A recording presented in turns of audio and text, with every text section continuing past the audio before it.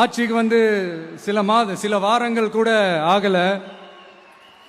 6 மாசம் அமைதியா இருப்போம்னு சொன்னவங்களாம் 6 நாள் கூட அமைதியா இருக்க முடியல. பாவம் ஒரு கல்யாண வீட்டுல எல்லாம் போய் புலம்பிட்டு இருக்காங்க. நான் சொன்னதெல்லாம் நடக்குதா?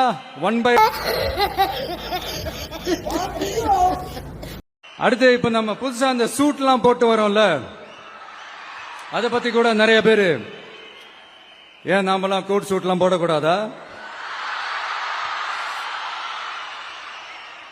அதிகாரம் செய்யறவங்களும் ஆதிக்க சக்திகளும் மட்டும்தான் கோட் சூட் எல்லாம் போடணுமா என்ன? அப்பெல்லாம் எதுவுமே கிடையாது.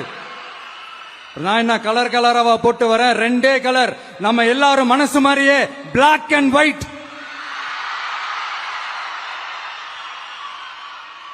எல்லாத்திலும் பிளாக் அண்ட் ஒயிட்டா இந்த விஜய் இருப்பான் அப்படின்னு காட்டுறதுக்கு தான் அந்த கலர்.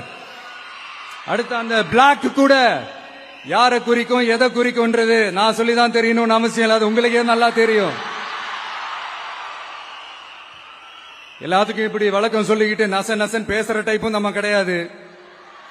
உங்களுக்கே தெரியும், அதிகபட்சமா எல்லா மீட்டிங்லும் 20 நிமிஷம்குள்ளதான் நான் பேசியிருக்கிறேன். அதனால இப்ப மக்கள் என்கிட்ட என்ன சொல்றாங்க அப்படின்னா, இந்தப்பா விஜய், நீ எங்களுக்காக உழைக்கிறதுக்காக வந்திருக்கிற, அந்த வேலையை மட்டும் பாரு, உன்னை பத்தி பேசுறவங்கள நாங்க பாத்துக்கிறோம் அப்படின்னு சொல்லிட்டாங்க. என்ன ஒண்ணு, இன்னும் கொஞ்சம் அதிகமா ஆதரிச்சிருந்தீங்கன்னா கொஞ்சம் நல்லா வந்திருக்கும். பட் பரவாயில்ல, ஃபியூச்சர்ல வரப்போற எல்லா தேர்தலையும் உங்களுடைய முழு சப்போர்ட் என்னால வாங்க முடியும்ன்ற அந்த ஒரு நம்பிக்கை இப்போ என் மனசுல ரொம்ப ஆழமா பதிஞ்சிருக்கு.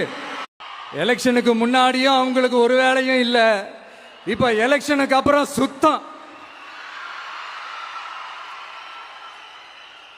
ஆனா இந்த திமுகவும் மற்றும் பலரும் ஒன்னா சேர்ந்துகிட்டு இந்த விஜயோட ஆட்சி வந்துடக்கூடாதுன்னு சொல்லி ஒரு கூத்து ஒண்ணு பண்ணாங்களே, அந்த கடைசி 5 நாள், அடாடாடாடாடா, நமக்கெல்லாம் ஓஹோ இப்படியெல்லாம் கூட நடக்குமோ என்ன கூத்துங்கிறீங்க. ஆனா ஃபியூச்சர் என்னவா இருக்குன்றத மட்டும் இப்ப நான் சொல்றேன். உங்களுக்காக உண்மையா உழைக்க வந்த இந்த விஜயா, இல்ல இந்த விஜயோட ஆட்சி அமைஞ்சிட கூடாதுன்னு தடுக்க நினைச்ச ஸ்டாலின் சாரா? அவ்வளவுதான். இதுக்கு நடுவுல வேற யாரும் எந்த அல்லு சில்லும் உள்ள வந்து நம்மளை தடுக்கிறதோ எதிர்க்கிறதோ ஏதாவது பண்ணாங்கன்னா நிர்வாகம் அதுக்கு பொறுப்பில்லை ராஜா, நிர்வாகம் அதுக்கு பொறுப்பில்லை. ரிசல்ட் என்னவா வரும்ன்றது அது உங்களுக்கே நல்லா தெரியும். நம்மளை ஏளனமா பேசுறதா நினைச்சு அவங்களுக்கு ஆப்பு வச்சுக்கிறாங்க. திமுக நம்மளை தடுக்க, திமுக நம்மளை எதிர்க்க, திமுக நம்மளை அவமானப்படுத்த அத்தனையும் நமக்கு நன்மையே. நல்லா வருது வேணான்னு பாக்குறேன். அது என்ன, அப்புறம் அரசியல் புரிதல் இல்லாம மக்கள் நமக்கு ஓட்டு போட்டுட்டாங்களாம். இந்த கவர்ச்சியில மயங்கி மக்கள் நமக்கு ஓட்டு போட்டுட்டாங்களா? நான் என்ன, சரி விடுங்க.